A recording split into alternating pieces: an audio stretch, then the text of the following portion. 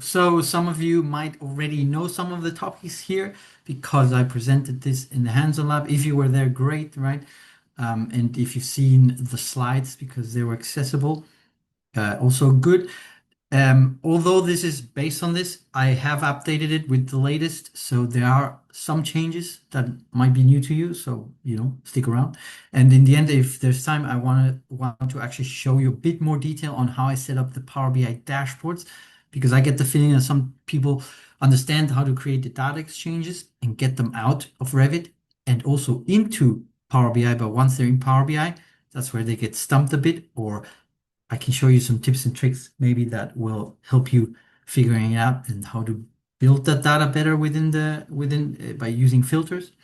So we'll get to that at the end. Okay, so let's get started.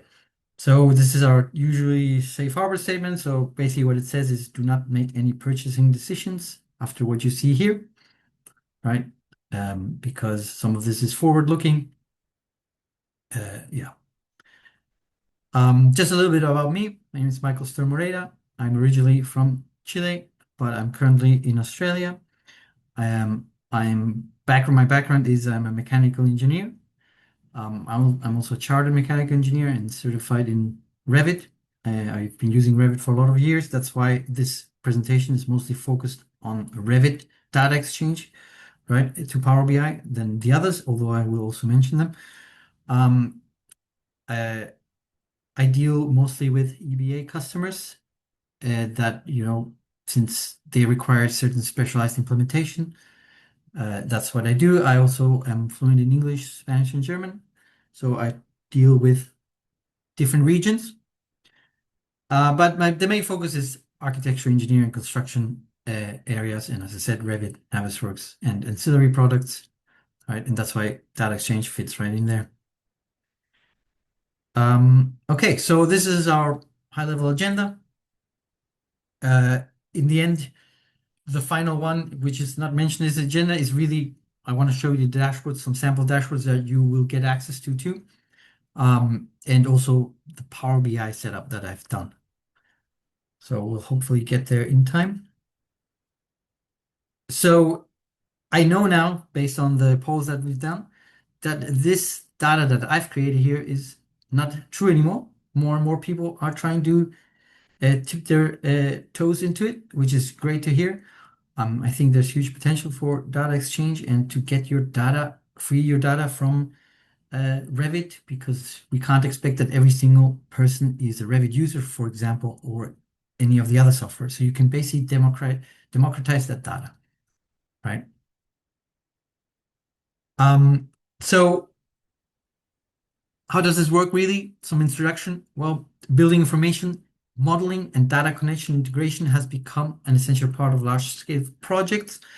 A lot of information is created and produced during the project lifecycle of a project, and specifically if you're using Autodesk Construction Cloud, this data is trapped within this CDE, be it in Revit files or any other files, right?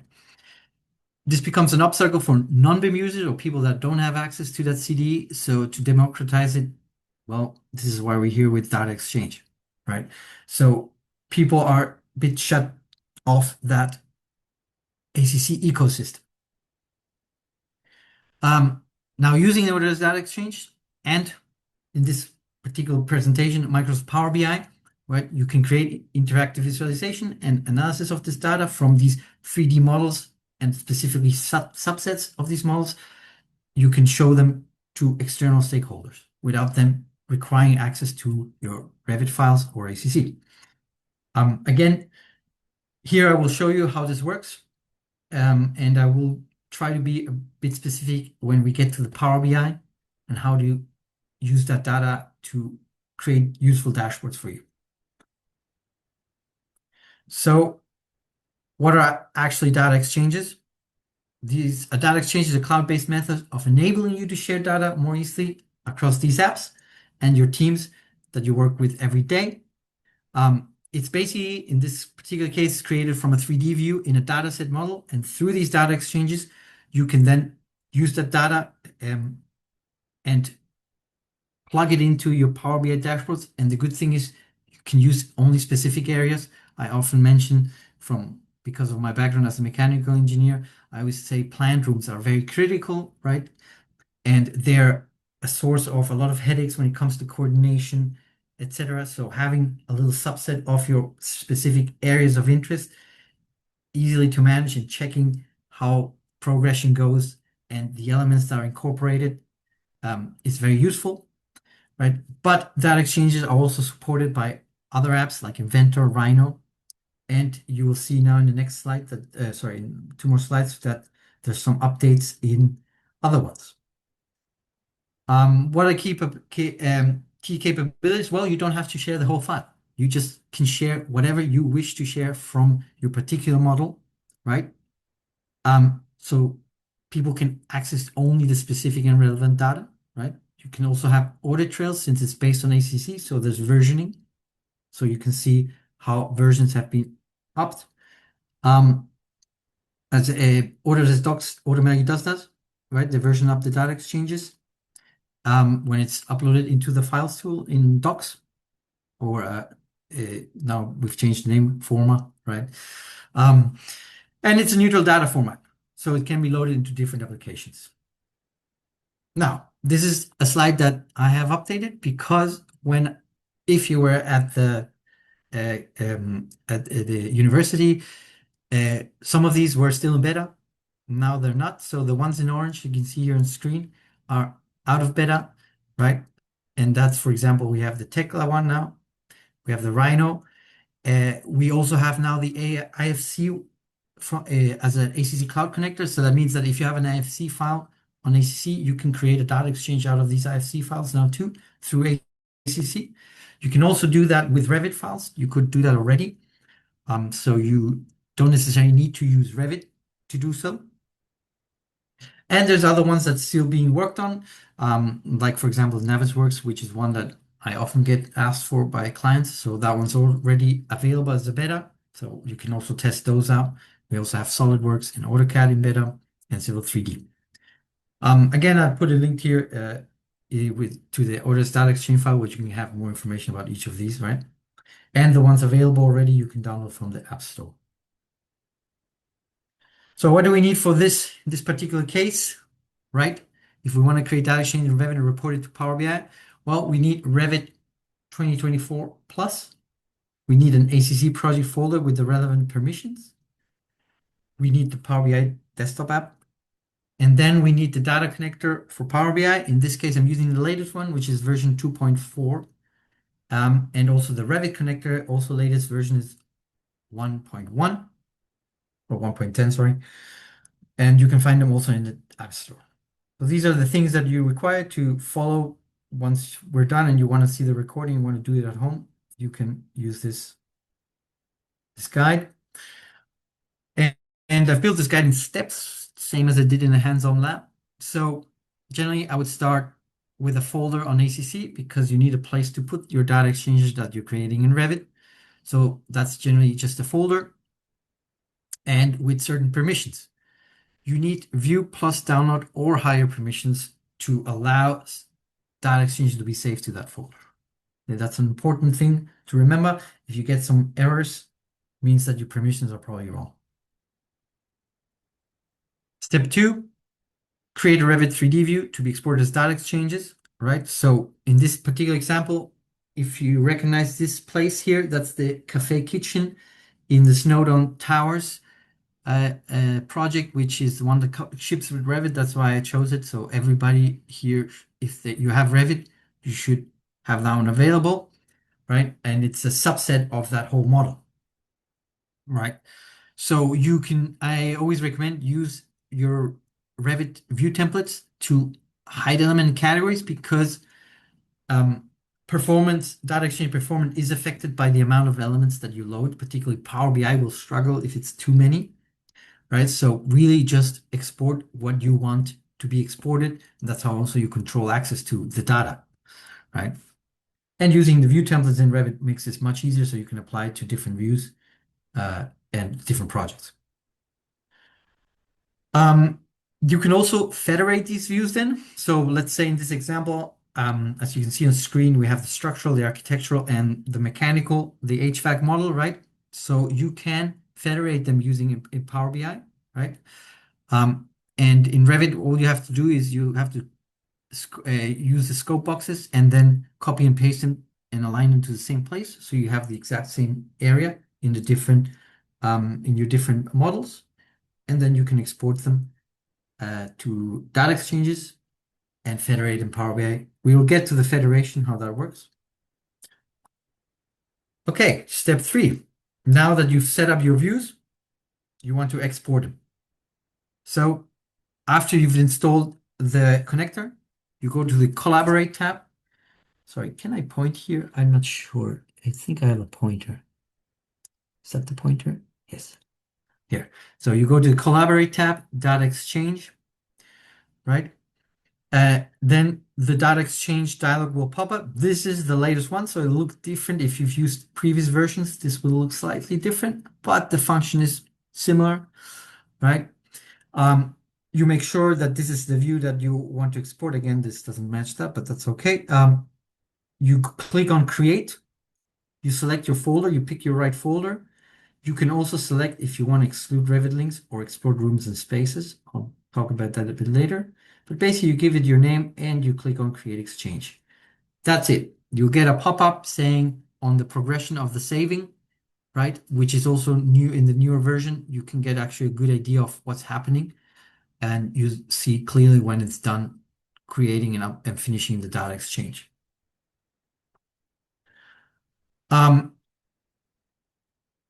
Data exchange V.8 plus, so we're using here the V10, but allows the export of rooms and space data too, which we weren't able to do that before. So if you tick the box, export rooms and spaces, it will export it. Now, one thing to be clear, to create a rooms only view, you need to empty your 3D view in the view templates, right? Because rooms in Revit are 2D elements, right? So your preview will look empty, but there will be data there, okay? I'll show you, and basically it'll look like square boxes like that. I will show you in the sample dashboard how that looks. Why is this useful? Well, room data, it can be quite important, particularly if you're, let's say, an asset manager, and you need to know the wall finishes, the paints, the floor finishes, ceiling finish, etc. If that's important information, that's usually information that's added to the room data, right? Okay. Now you've created your exchange in Revit, it's saved on ACC.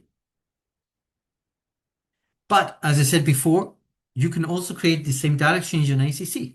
So if you've published these 3D views, right, using your published settings in the Collaborate tab, right, these views are uploaded to ACC. When you click on your Revit file, you'll be able to scroll through them, as you can see here, using the Sheets and Views button. By clicking the 3 little buttons here, so the More menu, right, you can create a data exchange there. So you don't necessarily have to do it through Revit. You can also do it through here. And it's the same process. You select the folder, give it a name, and create the data exchange, right? So not necessarily through Revit. The only advantage of using Revit is that you can curate your view, okay? So if you are skilled in Revit or know somebody and there's elements that you don't really need in your exchange, I would recommend always go to Revit and set it up properly there, right? And do it from there, because you'll have that extra layer of control.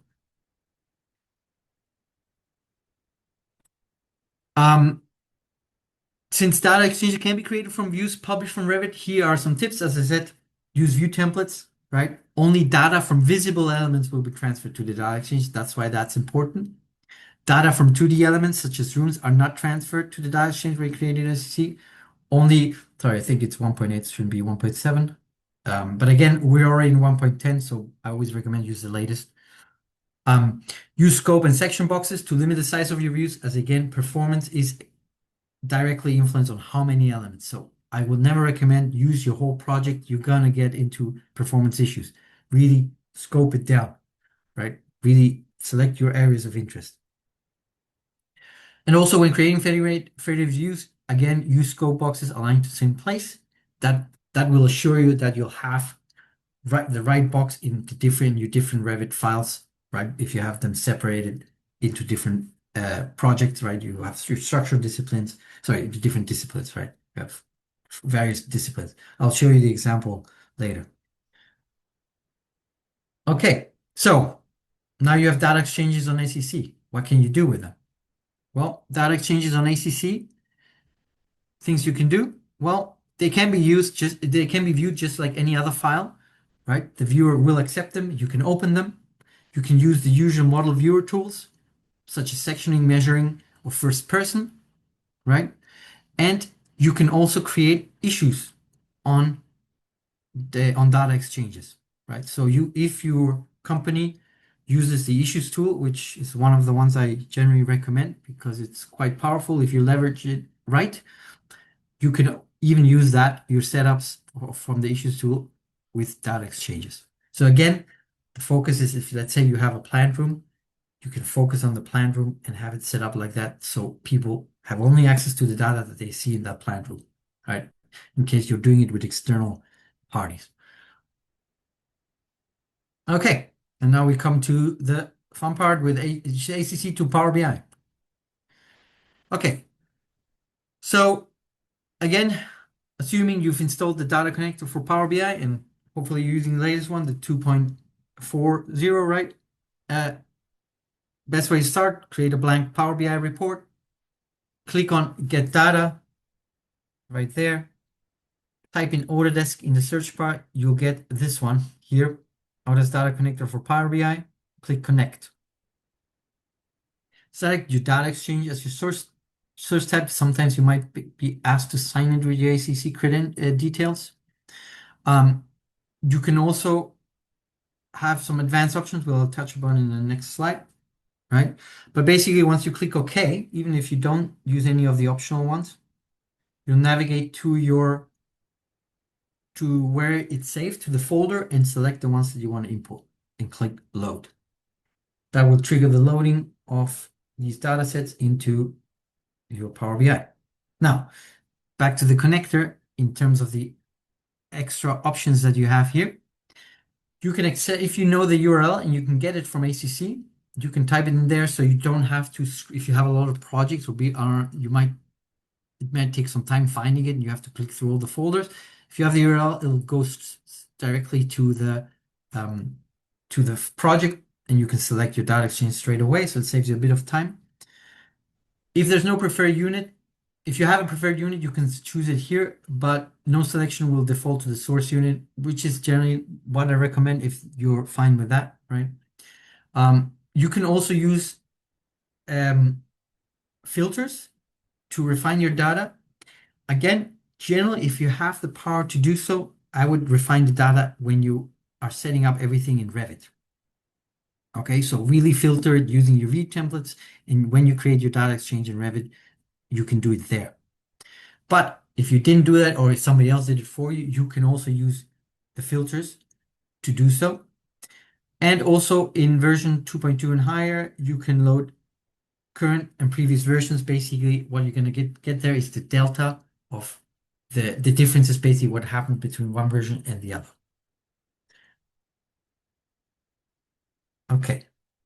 And then again, a little bit more about the data filter feature. So if you select yes, right, in the filters, when you choose your data exchange, you'll be selecting this and you'll get this dialog here, right? Here you can use the filter Revit elements by, right? You can use families, categories, etc. And you can type in which parameters you want to filter. So for example, if you just want walls and floors, you'll be loading that. Why is this useful? Well, as I said, Power BI can be can be overwhelmed if it's too many data rows, right? So if you see it's becoming slightly sluggish because you have too much data, I would recommend try using filters, and you'll see that the performance will be a lot better and faster. Okay, so I encourage you to play around with that. Now, you've loaded the data in. Now, how do I federate it? Well, basically you federate it using relate the relationships in Power BI. I will show you this later in the Power BI that I've prepared, how this the easiest way to do so. But basically, what you have to do is you go to the model view panel, which is this button in Power BI, click on manage relationships. You select one first, right? You click on from table and you choose federated viewer mapping. That's the data points that will align them together. Select one and then select the second table and it will automatically find it if you've already selected it here. And then leave one to one, make this relation active and click save. So it will connect these two data sets together and align them when you then show them in a visual. Okay. And as you will see in the sample dashboard, you can do that with many, not just two. You can connect various data sets that are from the same location. Now, next step is to actually view it because we want to be able to visualize it in Power BI. So you need to, if it's the first time you do it, you might need to import the visual, right? You can find it under Documents, Power BI, Custom Visuals, and you select the Autodesk Data Connect for Power BI. To get there, you need to click on the three little dots down here and import visual from a file. Then you select it. Once that's installed, you'll be able to see this little symbol there. So you click on it to place a viewer on your canvas, right? So click on the Autodesk logo visual to add it to the Power BI canvas, right? Once it's there, you select it, and now you have to add the specific data tables, so the data the columns to the visual, so you can start visualizing it. And it's generally 4 of them. The 4th one is optional, but to see it, you need to use the search bar, type in viewer, and you select the viewer one. That will look something like that, right? Dot viewer, put them in there. Then you type in external element, you'll get the option of external element, drag them first into this one here, and then drag them into external element ID 1. If you don't do it, what has happened to me, you might get an error in the visual. It's just not going to work. So all you have to do is click X again and try again. Add it to this one first, then to that one, and that should work for you. Additionally, you can use any property within these data sets to color the different elements that you have there. For example, in this case, I use category. So, in this example here, I use exchange name.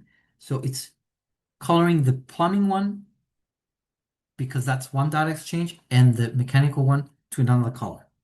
You can also then use your custom visualization to change the colors if you don't like them. I'll show you that in the sample dashboard, right? Okay. Again, here I say, use type or exchange name as examples or others. Discipline, if you have a filter for discipline, you can use that too. I will show you that in the sample dashboard. And then, well, the rest is up to you. Use any type of data in your dashboards to create all sorts of visualizations. And remember, they're always linked. You can use the interactions button in Power BI to link it to the visuals. So let's say in this particular one that's a bit smaller, I'll show you in the other dashboards. Like I select the furniture, so it blocks out the furniture, right? It shows you in the visual straight away what it is. Or you create a table and it can count them for you. For example, here in this one, we have per discipline, right? Again, here too, per discipline, right? Once you've figured out your dashboard, obviously to share with other people, I recommend to publish it, right? So you can share it with other people. And now with the 2.40, you can actually set up automatic refresh. And there's some instructions here. That's a link that will help you to do so. That's new. That wasn't possible during my presentation at AU yet. So that's actually quite a big one because I get a lot of questions about that. And now you are able to do so. Okay, now let's explore some sample dashboard. Sorry, Leila, is there any questions, or should we stop for some questions, or should I just go first to the dashboards?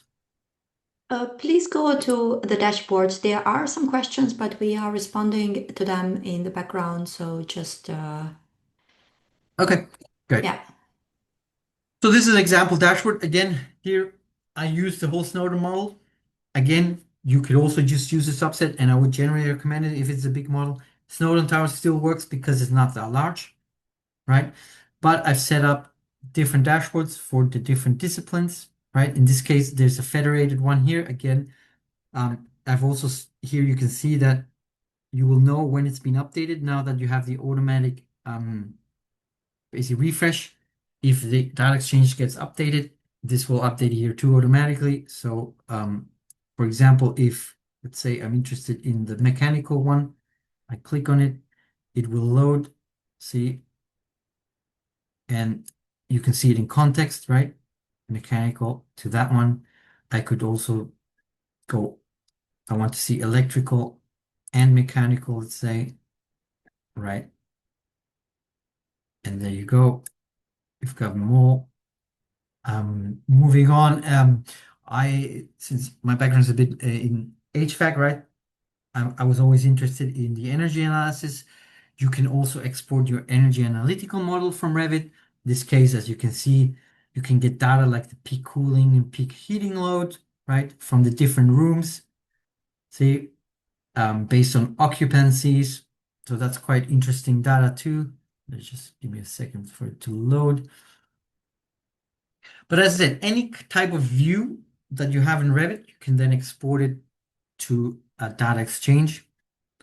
Again, you can then also get more information, right? You click on it, and in this case, I've also reset my filters for that. Let me just show you the rooms one. That's one I wanted to show you. So here, let me just let it load. I need to reset filters. There we go. It's coming up.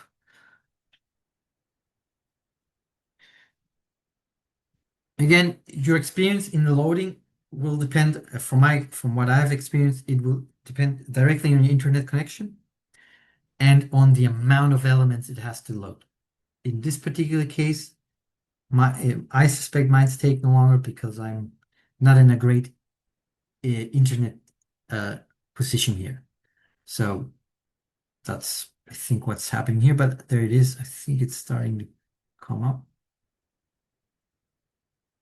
Yep, there it is. Finally. Great. So here, for example, I have my rooms, right?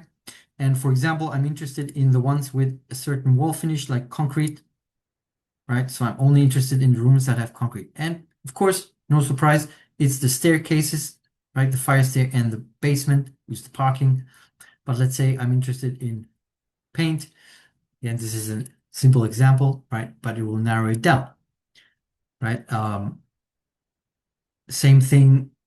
Again, the data, how you want to show it, that's up to you. But there's a lot of,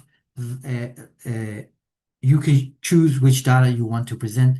Same, for example, if we're interested in our floor finishes, okay, I'm interested in the polished concrete. Okay, see, it can filter out the rooms that are, and if I want some more detail, I can click on that specific room. It'll tell me where it is in this case, right? What it is, right? Etc. So just examples of how you could maybe point out this data.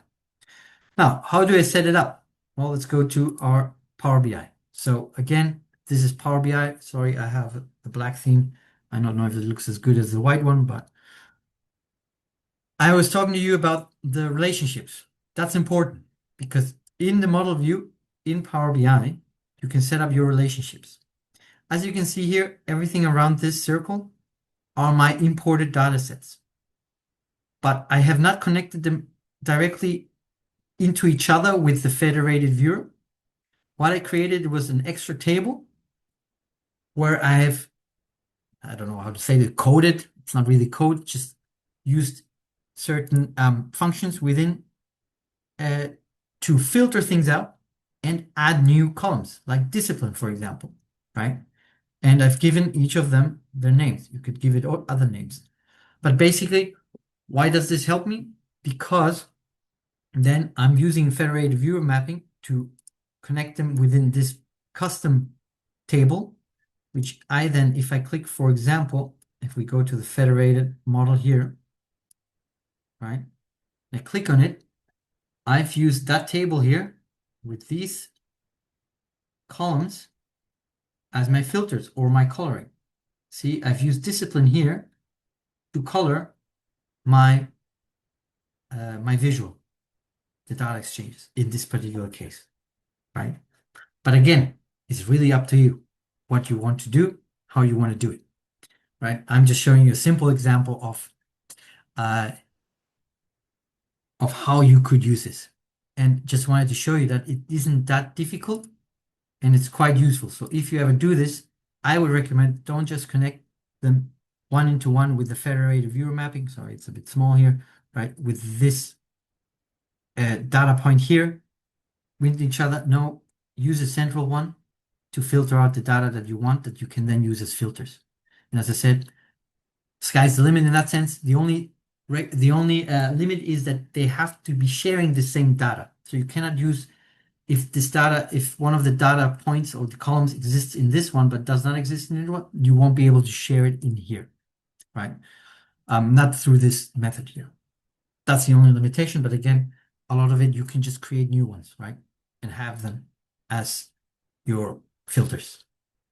So that works quite well, and as you can see here, right, it works. All right. Back to my presentation real quick. I hope that was useful. And just to finish up with my part, some frequently asked question, why do data exchanges have size 0 in Autodesk docs?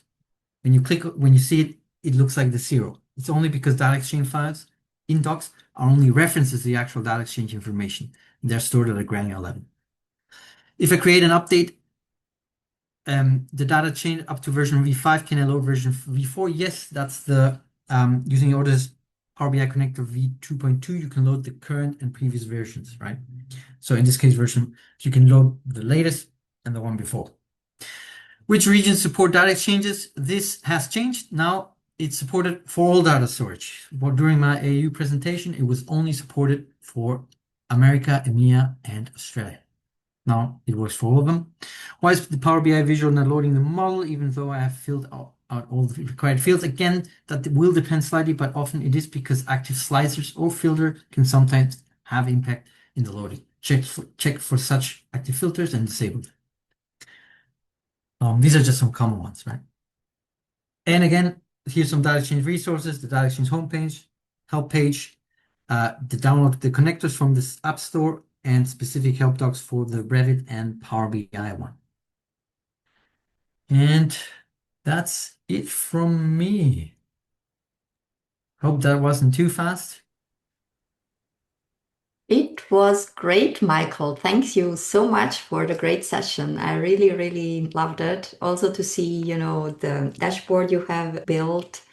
I just wanted to remind you that this is a bi-weekly webinar series, and we will be hosting the next webinar in 2 weeks, obviously. This time it will be focused around the Inventor and Revit workflow, specifically related to the integrated factory modeling. So we hope to see you there. We did have a couple of Inventor users today here as well. So I hope we see you in 2 weeks again. But yeah, thank you for being here. And as I said, this is, I think data exchanges has great potential, and we already seen in a very short time a lot of improvements, and I think it's just going to continue. So stay tuned. As I said, I will try to be wherever I can to promote and show you what I found out and real use cases too. So yeah, that's all from me. Thank you for the opportunity, also to this team. And yeah, until next time.